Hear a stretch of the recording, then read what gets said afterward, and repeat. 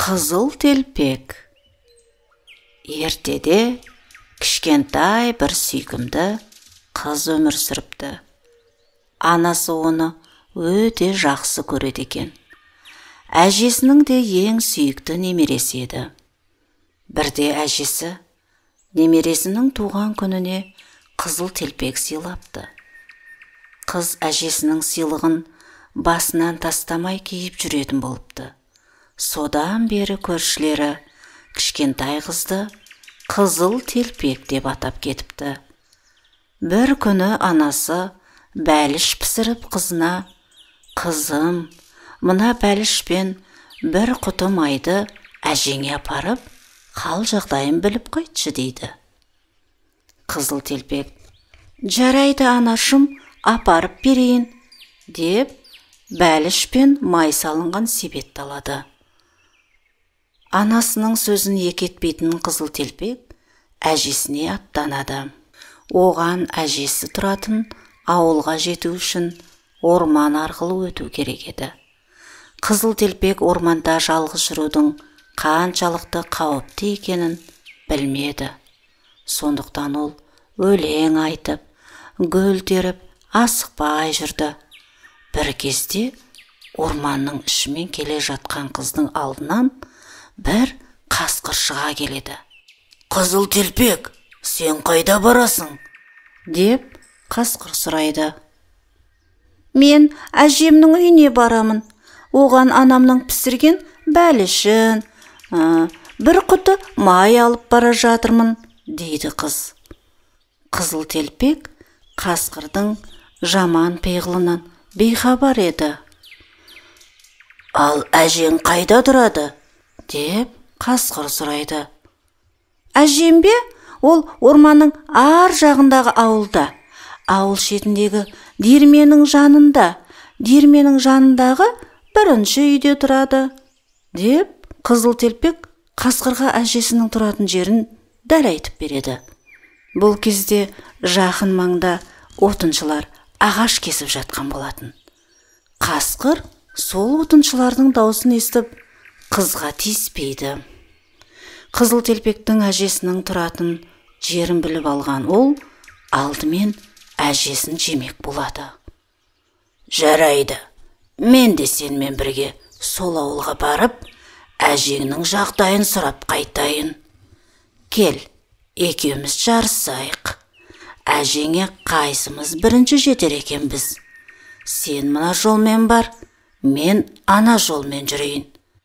Қасқыр өзіне ауылға апарар төте жолды таңдап алады. Қасқырдың ұсынысына келіскен қыз ұзақ жүретін жолға түседі. Ол жол жөнекей асықпай гүл теріп келеді. Ал қасқыр алды-артына қарамай тура ауылға қарай бет алады.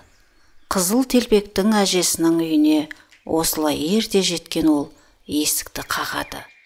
«Тоқ-тоқ-тоқ, бұл кім?» деп әжесі сұрайды. Қасқыр дауысын жіңішкертіп: «Әже, бұл мен ғой, немере қызың қызыл телпек. Мен сізге қонаққа келдім. Анамның пісірген бәлішімен бір құты майын ала келдім» дейді. Бұл кезде ауырып төсек тартып жатқан әже шынымен немересі келген екен деп ойлап: «Айналайын қызым, тұтқаның жанындағы жіпті тартсаң есік ашылады» дейді дауыстап. Қасқыр жіпті тартып қалады. Сол кезде есік ашылады. 3 күн аш жүрген қасқыр баса көктеп кіріп келеді.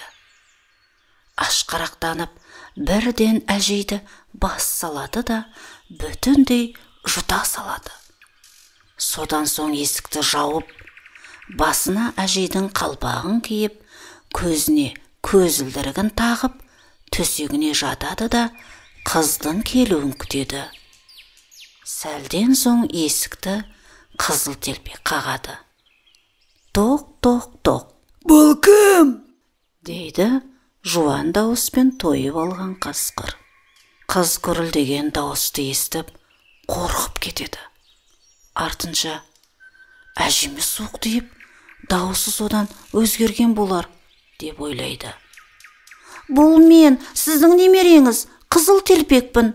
Мені сізге анам жіберді. Бәлішпен бір құты май алып келдім. Қасқыр даусын өзгерте қойып, жіңішке дауыспен: тұтқаның жанындағы жіпті тарта қой, қызым, сонда есік ашылады, дейді. Қыз жіпті тартады. Есік ашылып, үйге кіреді. Көрпемен бүркеніп жатқан қасқыр оған: қызым, себетті үстелдің үстіне қойып, өзің менің қасыма кел, дейді. Қызыл Телпек бәліш пен май құйылған құты салынған себетті үстелдің үстіне қойып, қасқырдың жанына жақындайды. Қасқыр енді: жолдан шаршаған боларсың, қасыма кеп жата ғой, дейді. Әжем деп ойлаған Қызыл Телпек қасқырдың жанына жатады да: әже, сіздің қолыңыз неге үлкен? деп сұрайды. Сені қатты құшағыма басу үшін, қызым. Әже, құлағыңыз неге сондай үлкен? Сені жақсы есту үшін, қызым. Әже, көзіңіз неге үлкен? Сені жақсы көру үшін, қызым.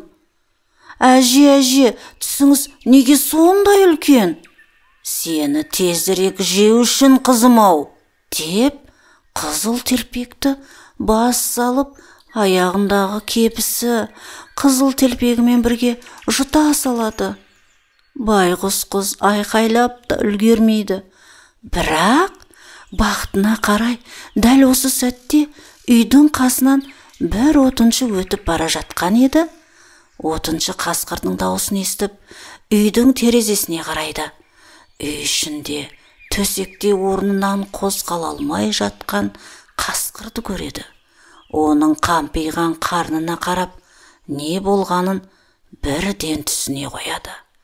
Отыншы жыртқышты ұстап алып, қарнын жарып жібереді.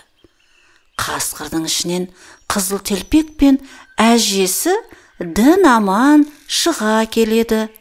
Отыншы қасқырдың қарнын қайта тігіп, бос қоя береді.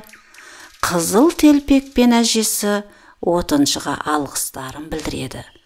Әжесі шай қойып, немересі әкелген бәліштерді себеттен шығарып, дастархан жаяды. Сөйтіп, үшеуі жақсылап тұрып шай ішеді. Әңгіме дүкен құрады. Қасқырдың сыбағасын қалай бергендерін айтып мәз болады.